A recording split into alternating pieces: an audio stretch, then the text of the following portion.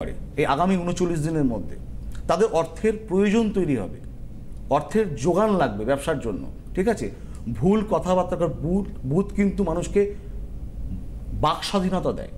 আমি এমন কথা বললাম, কিছু আমার কাছের মানুষ দূরে সরে চলে গেল, এই ধরনের সমস্যা হতে পারে।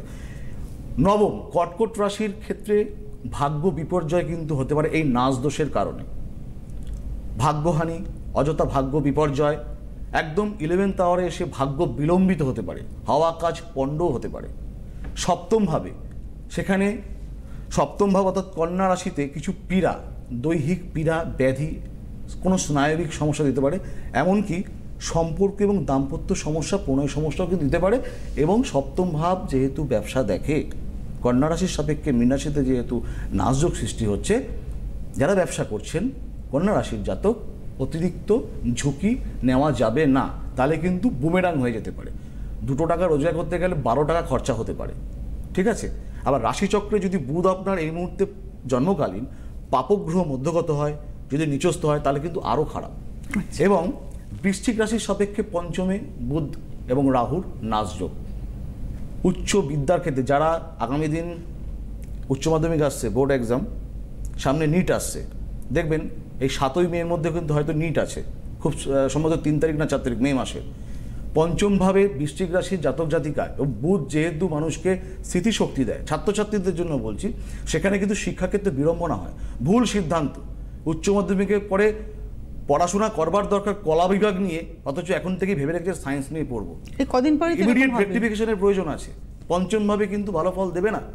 এবং তৃতীয় ভাব, সেখানে আত্মীয় স্বজনের বিয়োগ হতে পারে, কিছু অকাল শত্রুতা তৈরি হতে পারে মকর রাশির জাতক জাতিকাদের জন্য। ইমিডিয়েট কিন্তু এটা যদি কারোর যদি জন্মছকে বুধ যদি পাপগ্রহ অবস্থায়, পাপদৃষ্ট গ্রহ দ্বারা দৃষ্ট থাকে, নিচস্থ থাকে, ইমিডিয়েট কিন্তু অ্যাকশন নেওয়ার প্রয়োজন আছে। তাহলে বোঝাতে পারলাম মেষ রাশি, কর্কট রাশি, কন্যা রাশি, বৃশ্চিক রাশি এবং মকর রাশি জাতক জাতিকা, প্রধানত যারা শিক্ষার্থী সাবধানতা প্রয়োজন, যাদের স্নায়বিক সমস্যা আছে সাবধানতা প্রয়োজন। বুধ রাহুর নাচ দোষ কিন্তু একাধিক ক্ষতি দেয়। মানুষ উন্মাদনার পর্যায়ে, কিন্তু মীন রাশির কোনো সমস্যা নেই, না মীন রাশির পক্ষে হবে না, রাশির সাপেক্ষে মানে রাশিতে কোনো সমস্যা হবে না। বলে দিলাম, দ্বাদশ ভাব, নবম ভাব, সপ্তম ভাব, পঞ্চম ভাব, তৃতীয় ভাব। ঠিক আছে, যদি মনে হয় পরে একটু জেনে নেবেন। এটা কিন্তু একটু দেখতে হবে, কারণ বুধ রাহুর যে নাচ দোষ সৃষ্টি হয় একাধিক, অনেক সময় কিন্তু একটা উন্মাদনার জায়গা তৈরি হয়। আর সবথেকে বড় কথা, ভুল সিদ্ধান্ত। জীবনে চলার পথে সবসময়ের জন্য এক বা একাধিক রাস্তার মোড় আসে, যে রাস্তায় যাওয়ার দরকার আমরা সেই রাস্তায় অনুধাবন না করে তার বিপরীতগামী রাস্তাকে আমরা সবসময়ের জন্য বেছি।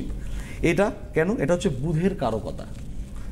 9টি গ্রহেরই কিন্তু কারকতা আছে, কিন্তু বুধের কারকতা সব থেকে, কারণ বুধ মানুষকে মেধাশক্তি, অপারেটিং সিস্টেম বুধ মানুষকে ক্যালকুলেশন দেয়। যে কোনো, আমি এই মুহূর্তে ধরুন আমি কথা বলছি, আমি 1 ঘন্টা পরে কি করব, এটা আমাকে কিন্তু মাথা কমান্ড করছে, অর্থাৎ অপারেটিং করছে হিসেব, আমাকে কালকে কি করতে হবে। কিংবা আমি যদি পড়াশোনা করি, আমি আমার সিলেবাসটা কিভাবে শেষ করব।